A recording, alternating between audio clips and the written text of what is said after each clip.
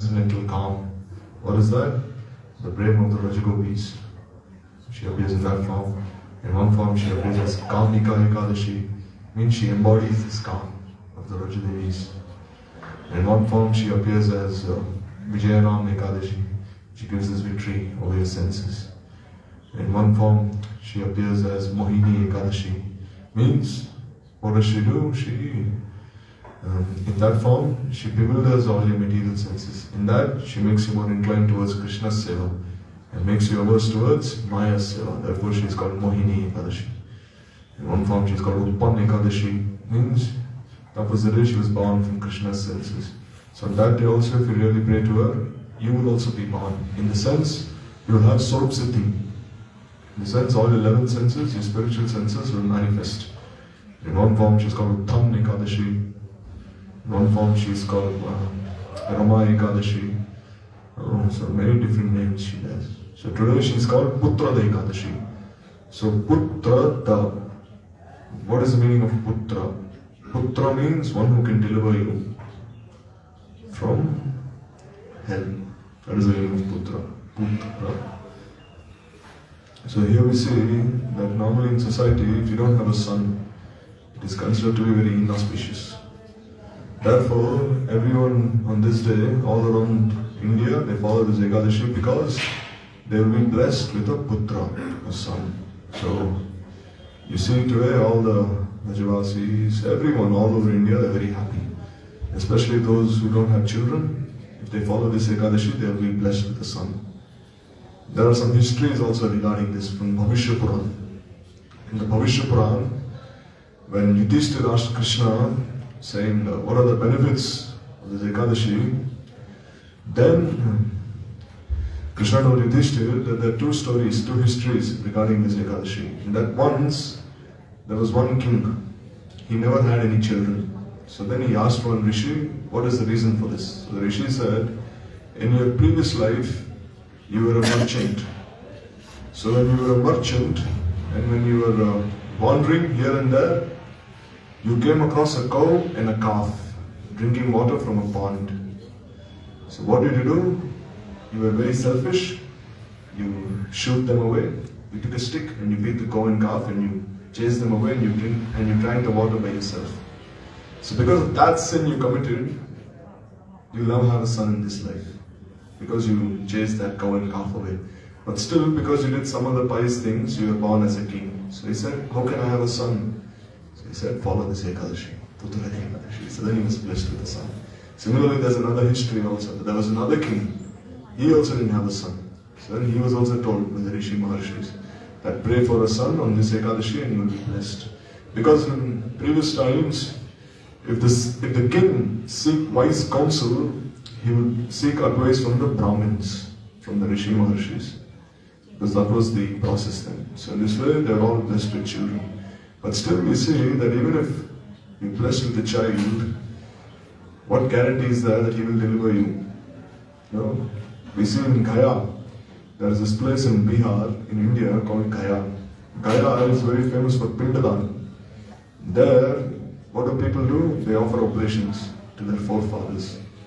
Because their forefathers, they're wandering here and there as ghosts, so by offering their Pindadan, they get a place in Pitraloka, which is the abode of the ancestors.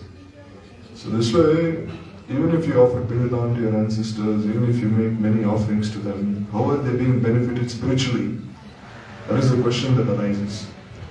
So therefore a son is he, a true son is he, who can deliver his parents from the cycle of birth and death.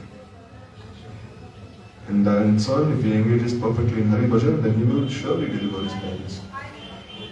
But still, people, they lack that understanding. And when they pray for children on Ekadashi, they only pray for a son who will deliver them from hell, who will give them whatever they need in this life, who will fulfill their desires.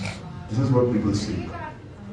So anyhow, that is the Jagatik Vishay. That is the worldly topic of following this Ekadashi. But what is the Paramarthik Vishay? What is the spiritual value of following this Ekadashi? It is said that you follow this Ekadashi, you will have Krishna as your son, not some mundane living entity as your son. You will have Krishna himself as your son.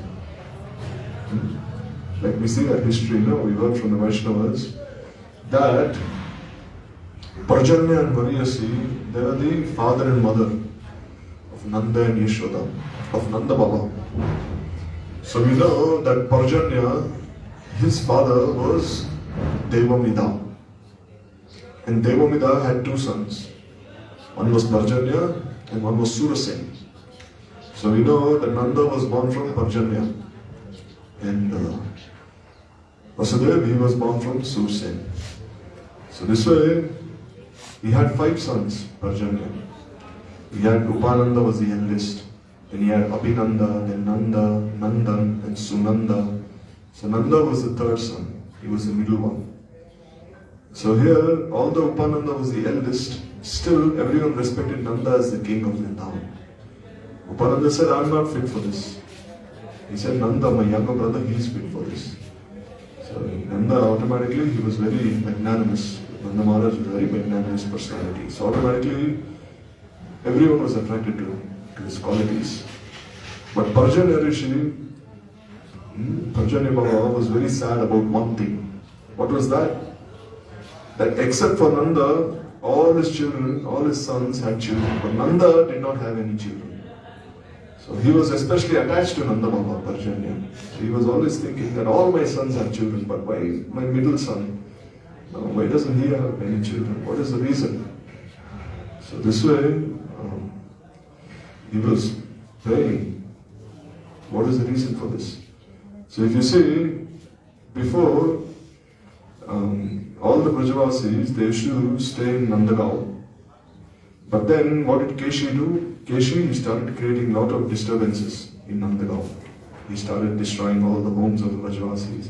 He started doing a lot of nonsense. So then all the Brajavasis, they left Nandagaon and then they went to Gokul, where Krishna was eventually born. But before they moved to Gokul, they were staying in Nandagaon. So here, we see that Parjanya, when he was in Nandagaon, he was always praying to Ashlishwar Mahadev.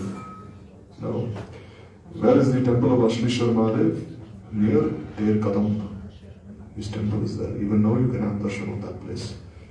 Because we know that wherever Krishna is, his dear devotee Lord Shiva is always present there. Near Ter Kadam, he is present as Ashlishwar Mahadev. In Nandagaon, he is present as Nandishwar Mahadev. In Barsana also he is present as Rajeshwar Mahadev. In Kamyavan he is present as Kameshwar Mahadev. In Mathura he is present in 4 different forms, as Bhuteshwar Mahadev, Rangeshwar Mahadev, Vipaleshwar Mahadev, and Gokarneshwar Mahadev. In Govardhan he is present as Chakreshwar Mahadev. Here in Gokul he is present as Chintaharan Mahadev. Why Chintaharan? Chintaharan means he who steals away Mother Yashoda's anxieties. It is said that when Krishna was born, Lord Shiva wanted to have his darshan. But when he appeared before Mother Yashoda became very scared. Because she saw him dressed as a Nagababa. No, he had this garland of skulls around him, he had snakes all over his head, and he had tiger skin around his waist. So she got very scared. So she didn't want him to have darshan of her son. But then anyhow, Krishna was weeping so much. He was crying, because he wanted to have darshan of his dear devotee, who had come all the way from Kailash. Oh. So this way, Mother Yashoda anyhow, she showed Krishna for just a moment. She showed Krishna to Lord Shiva and then she covered him back with cloth. So then Lord Shiva was so happy, he said, I will always be here, present in Gokul. And in any form you wish to see me, I will always come. Any anxiety you have, I will always come and I will dispel your anxiety. So therefore in one form he is present there as Chintaharan Mahadev. But Lord Shiva, in which form can he give us that prem which we seek? Which form can he give us that prem of the Manjaris or Srimati Radhika? In which form can he give? Which form? Gopishwar Mahadev. No, he can give that. Gurudev, he had his temple right there near Rangeshwar Mahadev. No, Keshavji Gaudiya Math is right near Rangeshwar Mahadev. But still Gurudev would say, while staying in Mathura, Keshavji Gaudiya Math, he would say, Gopishwar Mahadev can give what even Rangeshwar Mahadev cannot give, he said. No, so he said Gopishwar Mahadev is especially great to the Gaudiya Vaishnavas. So this way he is present as Ashlishwar Mahadev in Nandagaon. So Parjanya Rishi, he started praying to Lord Shiva. Parjanya and his wife. Who is his wife? Variyasi. So So Parjan and Variyasi, they started praying, saying, "O Shiv Thakur, O Shivji, O Bholenath, please bless us with a son. We don't have a son. Our son Nanda doesn't have a son. So please bless him with a son." But we know that Nanda and Yashoda, they didn't want to have a son. If they could have had a son, but they didn't want to. Why?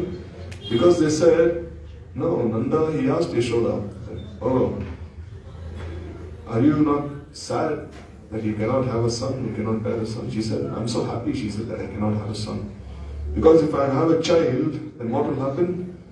The love and affection that I have for my Bhagavan will be divided." No. And then Yashoda, they used to worship Saligram Shila. They used to worship Vishnu in the form of a Saligram Shila. So this way, Yashoda Maya, she'd say that if I had a son, then whatever time I've devoted myself to worship, the Saligram Shila will be cut into half. Then how can I worship my Saligram Shila? I'll have to look after my son. No, he'll be hungry, he'll have to be clothed, he'll have to be bathed, he'll have to be fed. So many things. But then who will look after my Bhagavan then? That was her love, completely reserved for Bhagavan, for Vishnu. So Nanda was so happy. He said, "I'm so proud to have someone like you as my wife," he said. So this way, they never prayed for a son also. In fact, it is said in their previous forms as Drona and Dhara, when Brahma appeared to them to give them a benediction, they actually prayed and they said that may we have prema bhakti towards Bhagavan. They never even said, unlike Prishni Sutama who said that may we have Krishna as our son, they never said that. They said may we have prema towards him, especially Vatsalya prema. They did not even pray that he be their son. So this way they were very happy doing their worship, praying to Saligram Shila, praying to Vishnu. But then Parjanya, he was very sad. He was thinking that, what will people think? What will the others think if Nanda doesn't have any children? So then he prayed to Lord Shiva, kept repeatedly praying. And Lord Shiva, as you know, he's very easily pleased. So then Lord Shiva, Shiv Thakur, he appeared to Parjanya Rishi and he said that if you want Nanda to have a son, then you tell Nanda and Yashoda that they follow Ekadashi that appears on Shukla Paksh after Margshirsha. So we know that the bright fortnight of the moon is called Shukla Paksh and the dark fortnight is called Krishna Paksh. So the 2 weeks leading up to the full moon is called Shukla Paksh and the 2 weeks leading up to the dark moon, that is Amavasya, is called Krishna Paksha. So this way, Lord Shiva, he told Parjanya that you tell Nanda to follow Ekadashi on Shukla Paksh. So this way, Parjanya Rishi went to Nanda and Yashoda and he said, "Listen," he said, "I have a desire. Can you please fulfill it?" And Nanda Baba said, "You're my father. Anything you say, I will fulfill." "No, that is my duty," he said. But Parjanya said, "I know you will fulfill my desire, but still you are so selfless in your service to Vishnu that I know that you don't desire a son. But still I desire that you have a son. So please, on my behalf, can you please follow this Ekadashi Vrata and have a son?" So this way, Nanda, when he heard this request from his father, he was taken back. Because he was thinking, my father is making this request, but how can I fulfill it? Because he knew even Yashoda did not want to have a son for that reason. The prayam will be divided. But then anyhow, he said, "All right, I will try to fulfill this desire of yours." So as this Tithi approached, this Putra the Ekadashi approached, Nanda and Yashoda, they completely absorbed themselves in following Upavas. What is the meaning of Upavas? Upa means Samip, means near, and Vas means to reside. Upavas does not necessarily mean only to fast. That is only the secondary definition. What is the primary definition? The primary definition of Upavas means you reside near Sri Hari. And how do you reside near Sri Hari and his bhaktas? By engaging in Kirtan, by engaging in Shravan, Smaran, Dhyan, following all the 9 limbs of devotion. He said, Nanda and Yashoda, they follow Upavas the whole day. Means they remember their Ishtadev, Vishnu. And this way they kept following Upavas. And then, as we know, 9 months after Putra Ekadashi, Janmashtami comes. So, This month is January and Janmashtami appears in August. So this way, after 8 months, Krishna was born to Nanda and Yashoda. So as you know, this is only a Naravat Leela. No, Krishna is actually eternally the son of Nanda and Yashoda. But still, according to their human-like pastimes, Krishna, he appears as their son in this way. So in this way, when Krishna appeared as their son, Yashoda was so happy. She said, oh, he is really my son. Because Krishna, he had this blackish complexion. He has this Shyamal Varna, means this dark blue hue. He has this blackish complexion. She said, I'm so happy that he's my son. Because even my Shaligram Shila, my Thakur, he is also black. And this boy is also black. It means my Shaligram himself has appeared as the son. Not as a black boy. So this way Yashoda was so happy to have him as her son. So in this way, in this tithi, we see that Krishna was born to them. So today, I was just listening to his class that Srila Gurudev gave in 92. He was speaking on Brihad Bhagavatamrit. So therein, when he was speaking on Brihad Bhagavatamrit, he was speaking about the prem that Nanda and Yashoda have for Krishna. How selfless it is. Now, he was saying how even the prem that Devaki and Vasudeva had for Krishna was a little selfish. But the love that Nanda and Yashoda had was completely selfless. It was not tinged with any selfishness. So Gurudev was speaking about that, where he was saying that when Krishna was in Mathura, when he left Braj to go to Mathura, Nanda could have easily gone to Mathura and brought Krishna back. But he did not. And Gurudev said, why? Because Nanda was so magnanimous. Nanda Maharaj, he thought that for 10 years, Devaki and Vasudeva were in the prison of Kansa. Where Kansa was torturing them in so many ways. He was calling them such bad names. He was kicking them, placing large rocks on their chests, and saying, doing so many bad things. Therefore Nanda, when he heard all these things, he said, no, I cannot take Krishna back from them. Now if I take Krishna away from Devaki and Vasudeva, then they will surely die, he said. So I cannot take them back. Therefore you see, Nanda, he never went from Braj to Mathura. He always stayed here in Braj. That's how magnanimous he was. While on the other side, you see that when Krishna killed Kansa and all his soldiers and friends, and when Nanda was waiting outside to take Krishna back to Gokul, Nandagaon, he waited there for 3 days on his bullock cart. But Krishna never came for 3 days. He never came. Krishna, he promised Nanda Maharaj that I will pacify all the residents of Mathura and I will come back. He will take me back on the bullock cart back to Nandagaon. But he never came. On the 3rd day he came. Then he said, oh Baba, these Mathuravasis, they are saying many strange things. They are saying that I am not your son, that I am the son of Devaki and Vasudeva. They are saying many strange things. I cannot understand what they are saying. And they did not even want me to meet you, he said. Devaki and Vasudeva, they did not even want me to meet you. But still anyhow, I hid from them. And then I have come to meet you in secret. So why is this? What is the reason, Baba? Can you please say? Can you please say?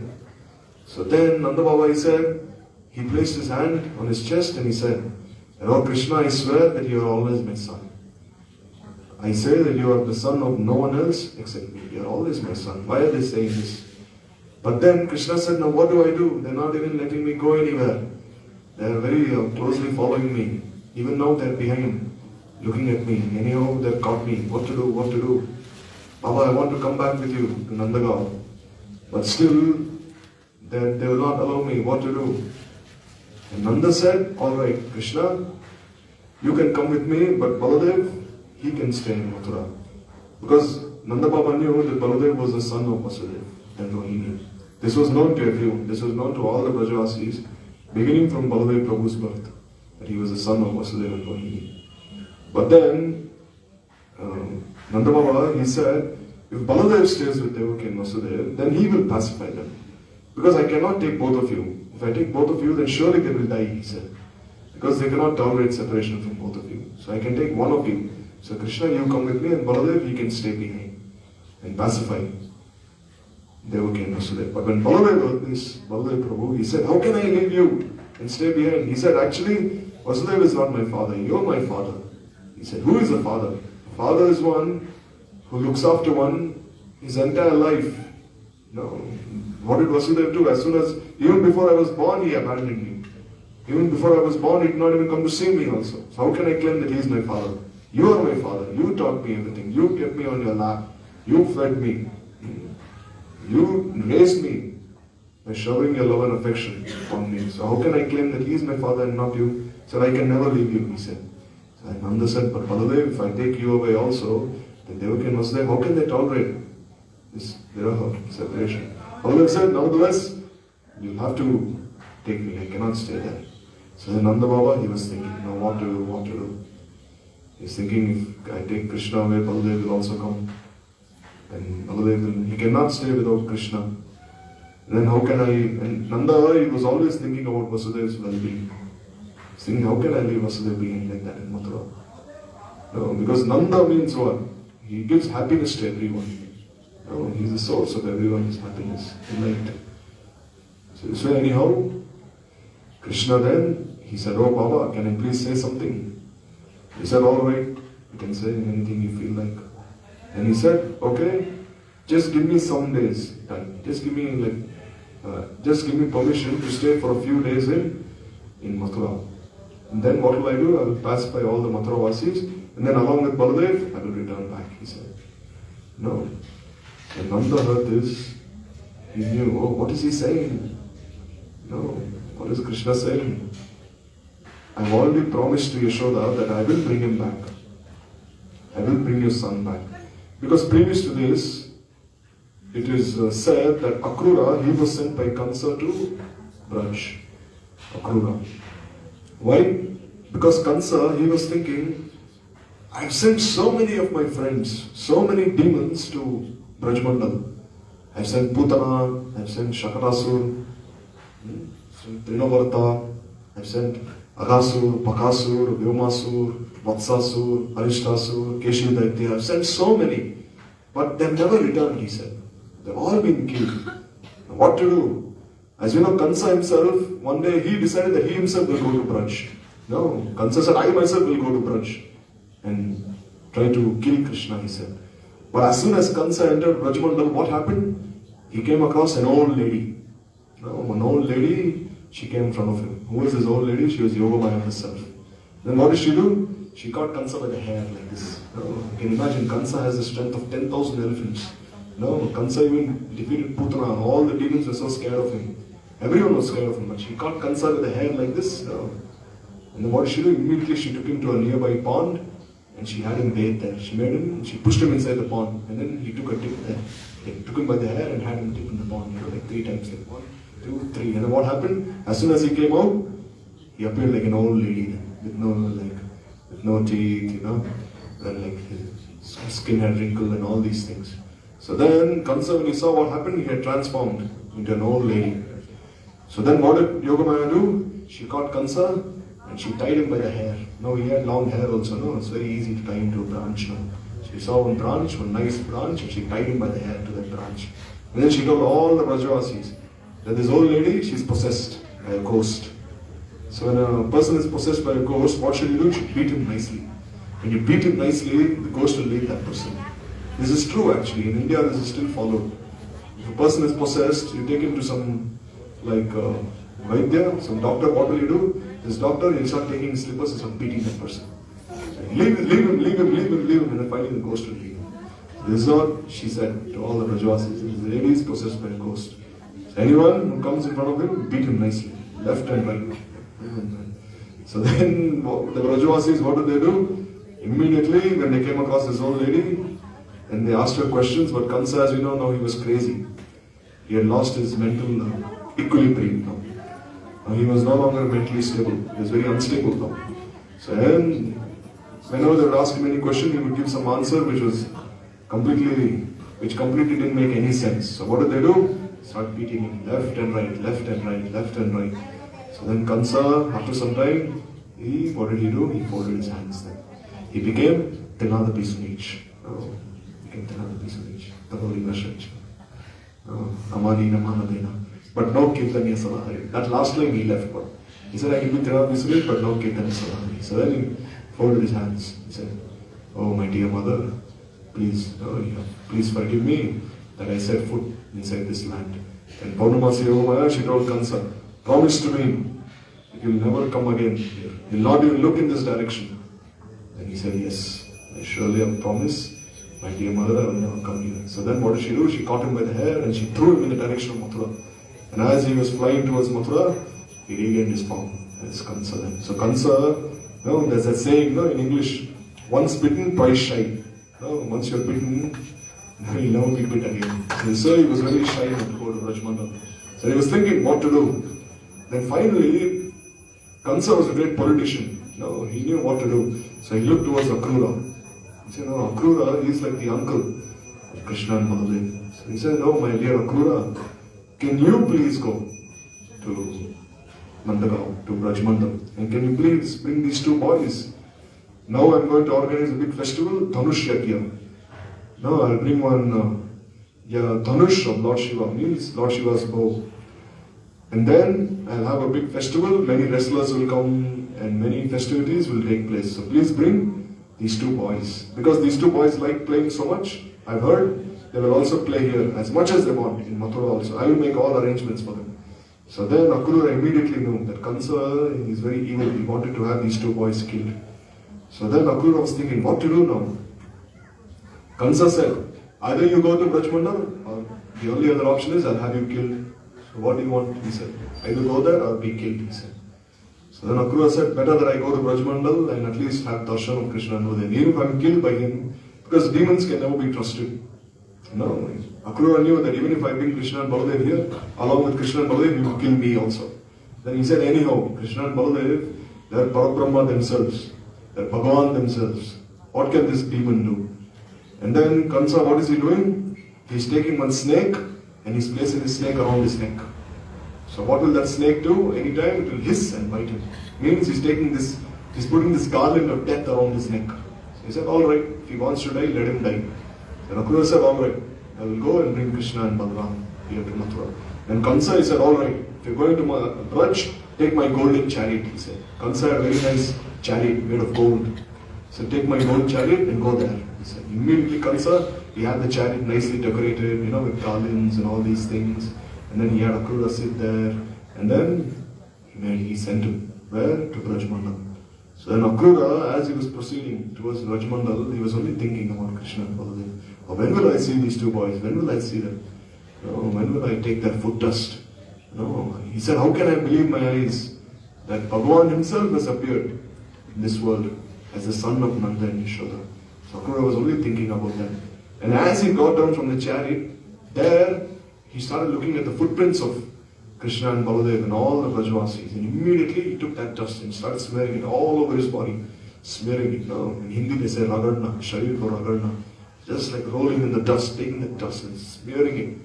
So Gurudev said, Akrura actually had such nice bhav on seeing the footprints of Krishna. He said, do you people have the same bhav, the same sentiment? Because now in Brajmandal there are so many places where to this day you can see the footprints of Krishna, Baladev and all the Brajvasis. There are so many places now. Previously Gurudev used to say that when I would do parikrama with my Guru Maharaj, he would say that he could, all over Govardhan you could find footprints of Krishna. All over Giriraj, all over Brajmandal. But he said now that Kali Yuga is progressing, he said all these places are gradually being lost, he said. So he said now presently only a few places where Krishna's footprints. Like you see, in Kamyavan there is Charan Pahadi.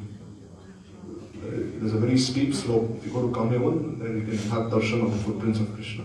Then there's Choti Charan Pahadi near Pavan Sarovar in Nandagaon. There also you can have darshan of Krishna's footprints. Then there's Badi Baitan, Choti Baitan, so many different places there. Badi Charan Pahadi. So in all these different places you can have darshan of Krishna's footprints. So therefore, like when we go to these places, like even we should try to have some praying, some love, because this is like the remnants of Krishna. We're always praying, Lord Krishna, please give me darshan, please give me darshan. He's giving us darshan there actually. Even to our gross vision, Krishna cannot be seen by our eyes, but still we can see his footprints at least. So when we go to these places, we should pray in a heartfelt way, saying that just as I'm seeing your footprints, when will I have darshan of of your real self, all your associates and everyone. So Akrura, what did he do? Immediately he fell there and he just started rolling in the dust. And he started praying, oh, I'm so fortunate, I'm in Brajmandal now. So then when Akrura, as he gradually proceeded on his chariot towards Nandagaon, then what happened? All the Brajavasis, they looked at this golden chariot. They were thinking, who is this person who's coming here? They were also scared because they knew that Kansa was a great disturbance to Braj. They were thinking, is this Kansa himself? Or is this one of his ministers? Who is this? So then gradually as they were looking, Akrura gradually he came, and then as he was gradually approaching them, he stepped down from his chariot. And then Nanda Baba, he recognized Akrura. So immediately Nanda Baba, he took Akrura to his house and he had him seated there. So then this way, Akrura and Nanda, they started speaking to each other. And Yashoda and all the other ladies, they were like behind. Because according to Vedic custom, when men are speaking, ladies, they tend to conceal themselves. They will not come and abrupt their conversation. It means they will also stay at a distance and listen, but they will never come in their direct presence. So Yashoda and all the other elderly ladies, they were like at a distance, listening to their conversation. So then, Akrura, he gradually started speaking about Vasudeva and Devaki. He said, oh Nanda, Devaki and Vasudeva are being troubled so much, he said. Why? What is their only fault? They had Krishna as their son. Therefore they are suffering so much. So see the attitude of Akrura. Akrura is saying that Devaki and Vasudeva are suffering only because of Krishna. But did the Brajavasis ever think this way? That we are suffering because of Krishna? Before Krishna was born, no demon ever came to Brajmandal. Did one single demon come to Brajmandal? Keshi came, he caused some disturbances and ran away. That was because that was demoniac nature. But then as soon as Krishna was born, the demons wanted to kill the Brajavasis actually. Wanted to harm them. But did the Brajavasis ever say that, oh, all this is happening only because of Krishna? Did they ever say that even once? Never said that. In fact, their love for Krishna, their praying, as and when every demon entered into Vraj, their praying became renewed. Because if you think about it, how can a demon possibly enter Brajmandal? No. How can a demon enter Brajmandal? Brajmandal is like the personal abode of Radha and Krishna. So the demons, they are in the mode of ignorance. Not just ignorance, like most terrible form of ignorance. So how can they enter into Brajmandal? How is it possible? It is because Yogamaya herself arranged for this. Because she wanted to renew the praying of the Brajavasis. No, she wanted that praying to manifest in newer and newer ways. Like for example, once Mother Yashoda, she had Krishna on her lap. And then what did she do? Krishna was on her lap and he was being very naughty, and immediately she took Krishna, she put him aside. Hey, sit here, she said, and then she went away.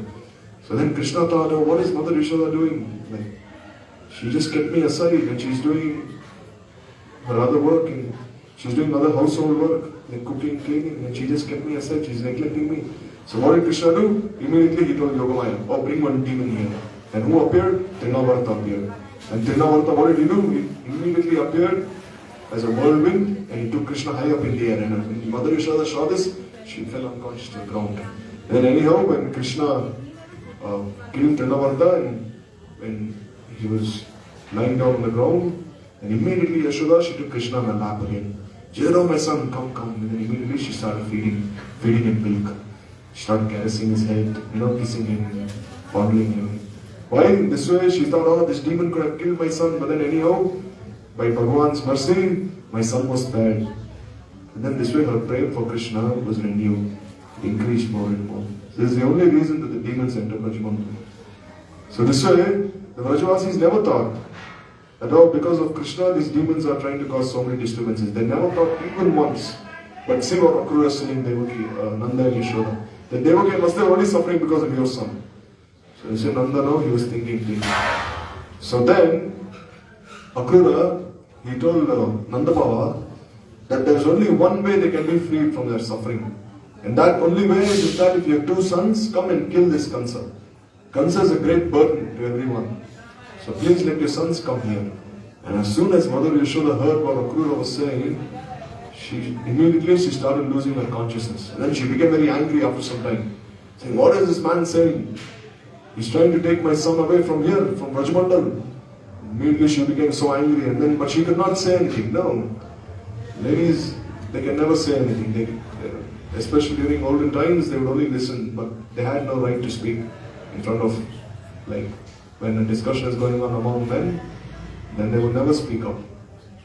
But one weapon the ladies have is, they start crying, weeping. No. So Yashoda, she started crying so much, weeping. And then immediately Nanda, he heard Yashoda crying. He said, oh, what happened? Why are you crying?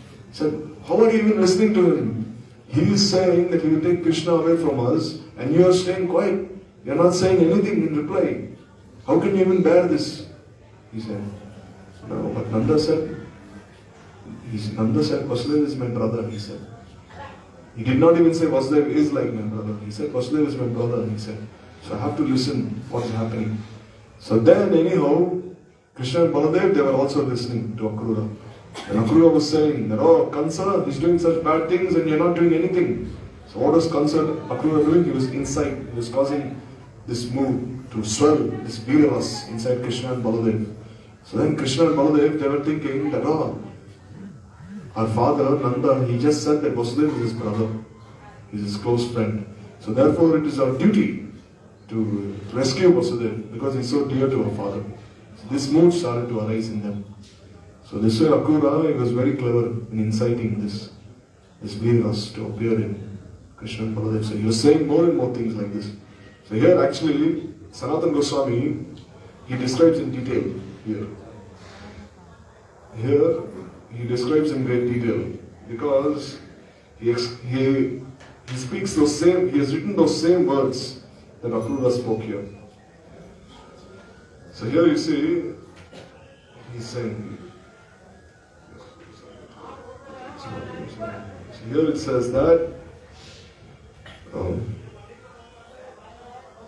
Akrura, he was speaking to Nanda Baba and he was saying this. So then, what happened? The gopis appeared there. So who are the gopis? Krishna's most beloved associates. So when the gopis appeared there, they started thinking that, what is happening here? No. So here it says that after Akrura, अनेक प्रकार की युक्तियों द्वारा श्री नंद जी को समझाया. So Akrura, using various excuses, he convinced Nanda.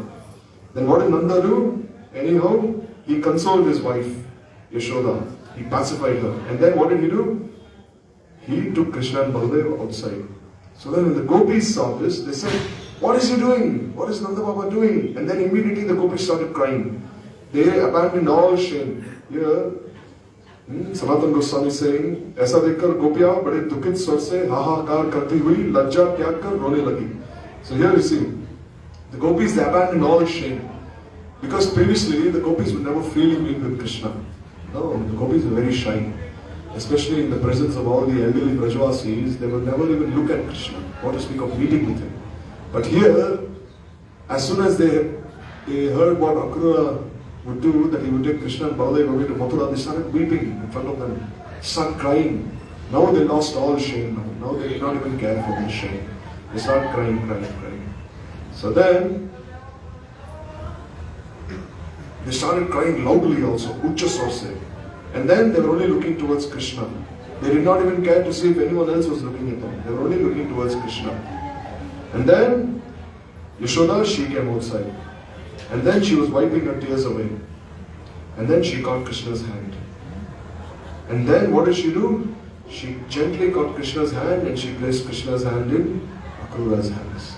She said, all right, take my son to Mathura, but please bring him back. तब यशोदा जी ने नंदराज से कहा, then Yashoda told Nanda Baba that this son of mine is more dearer to me than my own life is. He is more dear to me than my own life. आप किसी का विश्वास नहीं करके इसे अपने पास ही रखना. And then she told Nanda that although I am giving my son to Akrura, don't always keep Krishna by your side. Yashoda said, I don't trust this Akrura, he said.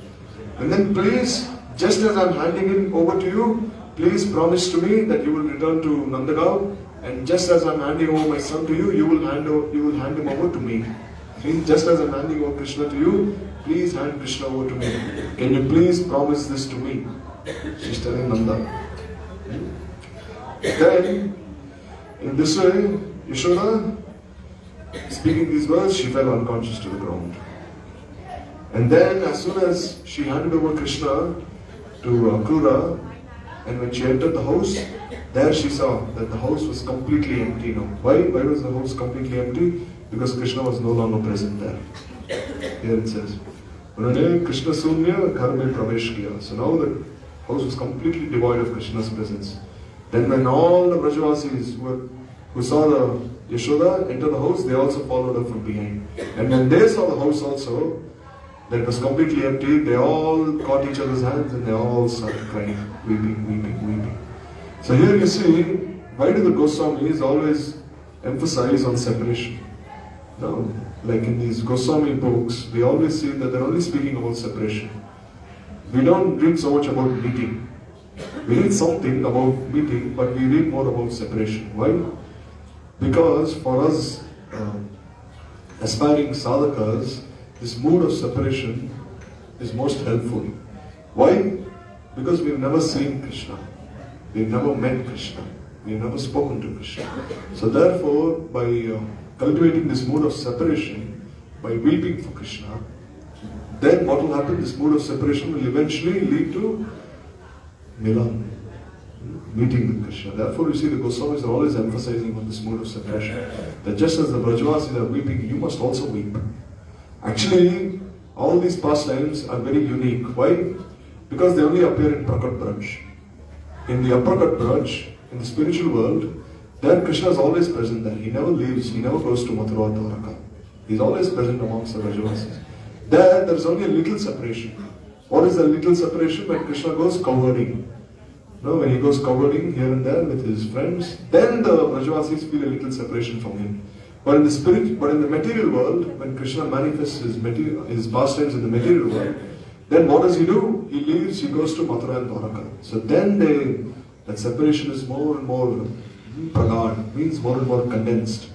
They cannot tolerate also. Why? They're showing us that if you want to have that prema also to Krishna, you must weep for him. You must weep more and more, more and more. Even yesterday the Vaishnavas were saying, no, that how much are you trying to devote yourself to cultivating these moods of devotion? How much time are you giving to just eating and sleeping? No, many of us have been here for so many years now. No, not just 1 or 2 years, so many years we've been here. So we should ask ourselves, over the years, how have I advanced? How has my heart melted? How am I trying to respect others? How am I trying to honor others? How much love do I have for my God brothers, for all the devotees? How much jealousy do I have within me? How much lust do I have within me? How much anger do I have within me? We must ask ourselves these questions. No. Else how will we advance? There are so many things. If we don't think about these things, how will our anarthas ever leave us then? They will not even leave us. So therefore the Goswamis are telling us that the only way you can do this is just weep for Krishna. Only weep, no other way. No. By our own sadhana, how much can we conquer these anarthas? Nothing. Cannot even conquer one single anartha by our own sadhana. Our own sadhana is nothing. But only one good quality we can try to have is to weep. At least something we can try. So here, when they saw that the house was completely empty of Krishna's presence, they all held each other's hands and they all started crying. So then what happened? Then Yashoda, what does she do? She started pacifying all the other gopis. You see, here, the speciality of the gopis' praying is being shown. You see, when Uddhav came to meet Nanda Baba, what did he see?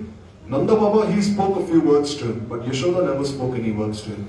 Yashoda had become completely mad. Why? Because her prayer for Krishna was even greater than that of Nanda Baba. No, Yashoda's prayer for Krishna was more than even Nanda Baba's. Therefore, Nanda Baba, although he was feeling so much separation, he could still speak a few words to Uddhav. But Yashoda could not speak anything. She was completely lifeless, like a doll. She could not say anything. But here you see that when Yashoda and all the gopis are feeling so much separation from Krishna, Yashoda, she is pacifying the gopis. Which means what? Which means the prayer that the gopis have for Krishna is even greater than the prayer that Yashoda has for him. Therefore, Yashoda is pacifying them. She is saying, oh, don't weep, don't weep. She is pacifying them. Krishna will come back, Krishna will come back. And then when the gopis heard Yashoda's words, when they heard Yashoda consoling her, the gopis became so angry towards Yashoda. Now they've abandoned all share in the gopis. Now they have no reservations now. So then when the gopis became so angry towards Yashoda, what did they say? See, I'll read the Hindi. Ari nirdayi, buddhihine, भाग के हाथ में अपने पुत्र को सौंपकर श्री कृष्ण शून्य इस धा योग के घर में तुम अकेली किस प्रकार से प्रवेश कर पाई हो? They're saying, अरे निर्दयी, oh cruel-hearted one, you have no daya. बुद्धिहीन है, they're saying, you have no intelligence. भाग के हाथ में अपने पुत्र को सौंपकर, you have just given your son to a tiger. You know, Akrura is a tiger. You've just given your son who's like a calf to this tiger. And then this house without Krishna is like a great fire. And how have you entered this great fire? They're asking Yashoda. That how did you even have the courage to enter this house which is like a great forest fire without Krishna? And you're just giving your son who's like a calf to this great tiger. And you're trying to pacify us. She's saying, the gopis are telling Yashoda this way.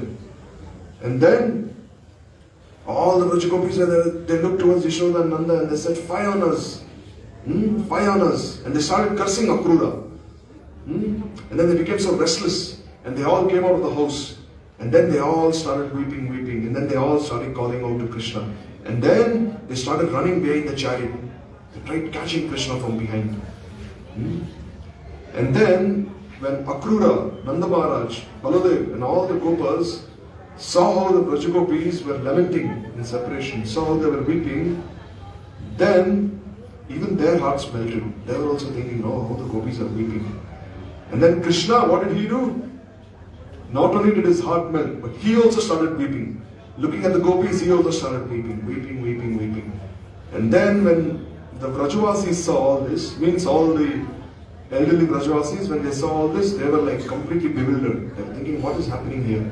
Because now they're openly seeing the prem that the gopis and Krishna have for each other. Normally, the gopis would always conceal their prem. No, the prem that they had for Krishna, they would conceal it. They would never show it in front of the Vrajavasis. That is one symptom of prem. No, if you really love someone, you will never openly say that I love you. No, you will conceal that prem.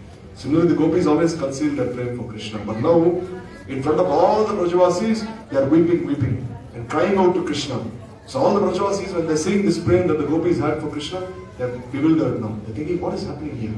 They're saying, गोपियों की एकमात्र गति श्री कृष्ण ने क्षणकाल के बाद स्वस्थ होकर देखा कि गोपियां अपनी अंतिम दशा जैसी अवस्था में है. So then Krishna is thinking, oh, the gopis may die at any moment. He's thinking now. Now Krishna is thinking, if I don't pacify the gopis, they will die at any moment. He's thinking. उन्हें जीवन दान देने के लिए श्री कृष्ण रथ से कूदकर. Then what did Krishna do? He thought, if I don't give life to these gopis, they will immediately die. So immediately he jumped from the chariot. He jumped from the chariot and then he ran to where the gopis were. And then he took all the gopis with him to one nearby kunjan, to a nearby grove where no one could see them. He took all the gopis to a nearby kunjan and he hid them there. And then Akrura, when he saw that Krishna was not on the chariot, then he started lamenting, alas, where is Krishna? Where is Krishna?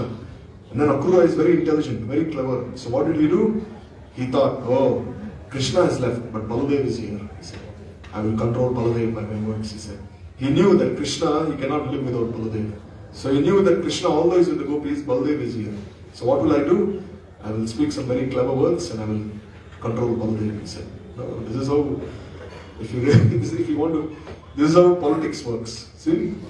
He's very clever, Akrur. So then Akrur, what did he do?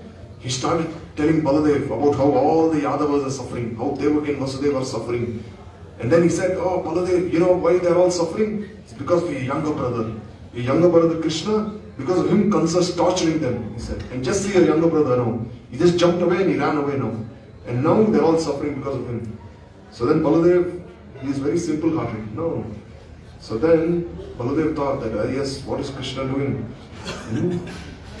So then Baladev, what did he do? Along with Akrura, he started looking towards the footprints of Krishna. He started following the footprints of Krishna. And then he saw that all the footprints were leading to a kunja. They were all entering inside a kunja there. So then, when Baladev saw that Krishna was with all the gopis in the kunja, he did not go inside. He stayed behind. No, Baladev follows etiquette. Baladev will never go to a place where Krishna and the gopis are. He will always maintain his distance. So then Baladev wanted to bring Krishna, but then he saw that he was with all the gopis, so immediately he maintained distance, he did not go there. And then what did Akrura do? When Akrura, he started crying even more loudly than the gopis. Akrura. He started crying more and more loudly. And then he's crying, and then he's speaking very loudly so that Krishna can listen. No, he's speaking very, very loudly, he's crying. Akrura is saying, wicked Kansa, what has he done? He has caught your aged parents and he's threatening them. He's showing their sword to them. He's trying to kill them. And then this way the parents are suffering so much. They are your devotees. Therefore it is your duty to not neglect them. So now Akrura is very intelligent. He's saying, not only Devaki and Vasudev, because Krishna never believed that Devaki and Vasudev were his parents. He always thought Nanda and Yashoda were his parents. But Akrura is so intelligent, now he's thinking, rather than saying that Devaki and Vasudev are your parents, I will say that Devaki and Vasudev are your devotees. No, because it is a duty of Krishna to protect his devotees. So he's saying that Devaki and Vasudev are your devotees. So why are you neglecting them? He's saying. So now Krishna, now he's thinking, yes, they are my devotees, it is my duty. Now he's saying, now the Yadavas have no one to look up to. They're all dying in this fire of suffering. And then Kansa, what is he doing? He's torturing all the demigods and the Brahmins also. So now Akrura knows that even the demigods are Krishna's devotees. Even the Brahmins are Krishna's devotees. So now he's like putting more pressure on Krishna.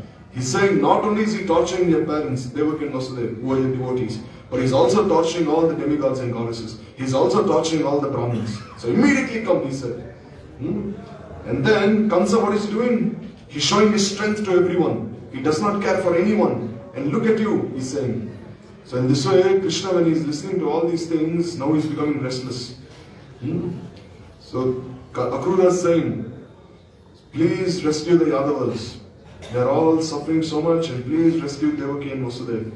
So then, when the gopis heard Akrura say this, they said, oh Mahadurta.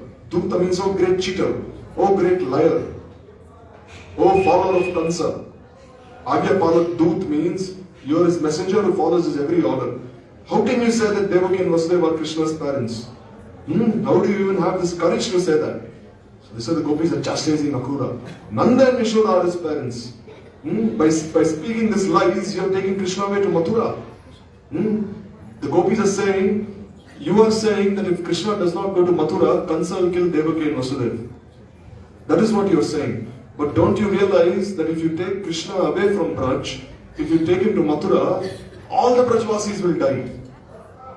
The gopis are telling Akrura, in Mathura only Devaki and Vasudeva will die. But if you take Krishna away from Braj, all the Brajvasis will die. What are you saying? There only two people will die. But here everyone will die, he's saying. And then you're taking him away. And you're going to kill all the ladies, everyone. So in this way, when Akrura heard all these words, now he's a little scared now. So then, Akrura, when he looked at Baladev, he saw that Baladev had actually given his permission. Means Baladev, because he's so simple-hearted, Baladev had given his permission that yes, you can take Krishna away to Mathura. So Akrura became very happy then. Now he said, now Krishna has to come to Mathura because Baladev has given his permission. So then, Akrura, what did he do? Gently, he went outside the Kunja and he said, oh, your elder brother is waiting for you here. You have to come now. So in Krishna, as we know, he has so much prema to Baladev. So then anyhow, when Krishna, as he was about to leave, as he was about to sit on the chariot, then the gopis, what happened? Thinking about this separation that they will have from Krishna in the future, they all started lying on the ground and they said, oh Krishna, without you, how can we even maintain our lives for 1 second, for 1 moment? Please don't leave us. If you are going to Mathura, we will also come to Mathura, they said. Take us also with you. For you, our homes have become a forest, and the forest have become our homes. Why are they saying this? Because in the forest we could meet you, therefore the forest is our real home, the gopis are saying. But in our house, we could never meet you in our homes. So therefore the homes have become our forest. You understanding? No. They're saying that the forest has become our house. Because in the forest we can freely meet you. But in our house we cannot meet you. So that has become like a forest. For you, our enemies have become friends, and our friends have become enemies. No, which means the relatives. It is understood that one's relatives are your friends. But they're saying that because our relatives did not agree that we meet with you, they have become our enemies, and our enemies have become our friends. Means all those people who we previously considered enemies, but now that they're giving us a chance to meet with you, they have become our friends. They're saying poison has become nectar, and nectar has become poison for us. Because we love you, they're saying. In this way, with your separation, we will surely die, they're saying. So here, you see, Sanatana Goswami says in his purport that विश्व भी अमृत हो गया है, क्योंकि दुख देने वाले वस्तुएं भी प्रेम की प्रबलता के कारण अमृत के समान सुखपूर्वक खाई जाती है. So they are saying that fish has also become like nectar. Why? Because by drinking this poison, then we can give up our lives. So therefore, this is like nectar for us. Because we cannot tolerate this separation from you. So therefore, we drink poison and we give up our lives. They're saying. Therefore, we want to drink this poison, they're saying. And they're saying that nectar has become like poison. Why? Because the rays of the moon, no, they're like nectar, which cools one's body. But here, you see, looking at the rays of the moon, we come to meet you in the forest, but then we not meet you, and therefore it became like poison. So this way they're saying that in your separation we will surely die. So therefore you are our only shelter. Therefore we cannot tolerate any separation from you. Please rescue us. We looked at your sweet smile and your face, and then your lotus feet, and this way somehow we are maintaining our lives. But now without seeing you, how can we maintain our lives? They're saying. When you would leave covering with all the sakhas, then we would always think that you would return in the evening. So then anyhow, with great difficulty, we would maintain our lives. So the gopis are saying, when you go covering into the forests of Vrindavan, we knew that you will come back in the evening. So therefore, anyhow, we would maintain our lives. But now you're going to Mathura, and when will you come? We don't even know. We don't know when this Akrura will bring you back. So therefore, now what to do? What are we supposed to do? We are thinking how many days will you take to kill Kansa? How much time will you spend in Mathura? So this way, the gopis are becoming so restless. And then Krishna told them that, don't worry, he said, I will come back because we're running out of time now. We cannot read everything. So here Krishna, what did he say? That I will come back, gopis, don't worry. Then Nanda, what did he say? He said, oh Yashoda, don't think that I'm taking Krishna happily away to Mathura. He said, I don't consider Krishna to be the son of anyone else. I'm speaking the truth that I only Krishna consider. I'm speaking the truth when I say that I only consider Krishna to be my son. And then he said, without Krishna I will not even return to Brajmandal. And don't worry, I will bring him back. But this is not the case. When Nanda returned to Brajmandal, he returned without Krishna. In fact, what did Krishna do? He sent many ornaments and clothes to Yashoda Maya. And he said, please give them to Nanda. And he told Nanda, please give them to Yashoda, my mother. Nanda said, how can I return to Brajmandal without you? I promised to Yashoda that I will bring you back. But Krishna said, anyhow, please pacify her and tell her that I will come after 2 days. And when Krishna returned with all the jewels and clothing that he bought for Yashoda, Yashoda looked at Nanda and said, where is my son? You bought all these jewels for me, all these clothes for me, but where is my son? I don't see him. Where is he? Please tell me where my son is. And Nanda was quiet. He did not say anything.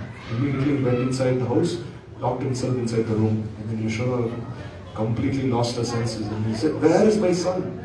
You sold him in the market for these jewels and these clothes. Selling him in the market, he's come here. Where is my son? She's saying. Nanda was speechless, did not say a single word. Then she said, what am I supposed to do with all these jewels and clothes?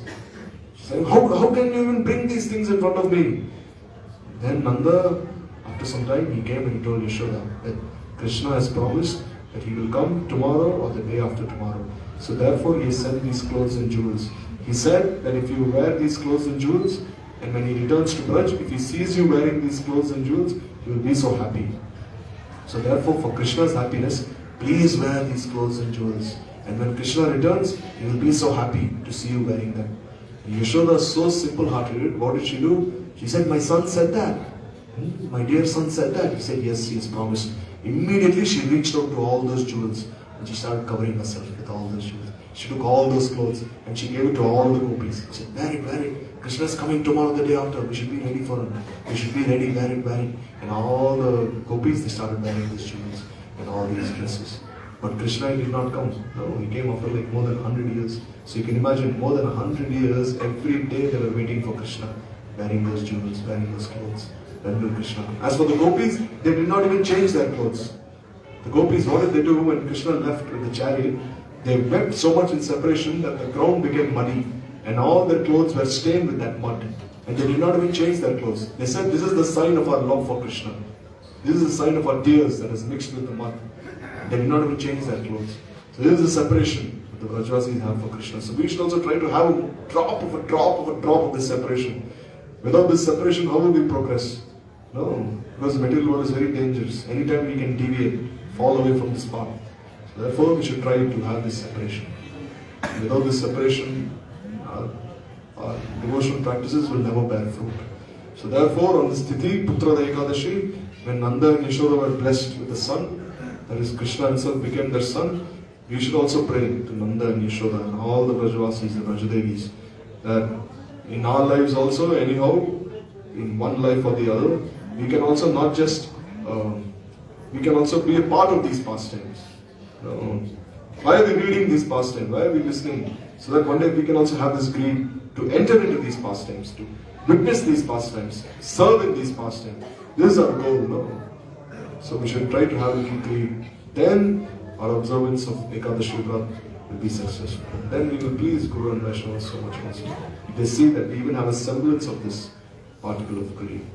So we'll stop here. We'll only pray to Sri Guru and Vaishnavas and Ekadashi Devi herself, that they also bless us with these moods of the Vrajavasis. Pancha Kalpatarubhescha Kripasindhubheva Cha Patitanam Pavanebhyo Vaishnavibhyo Namo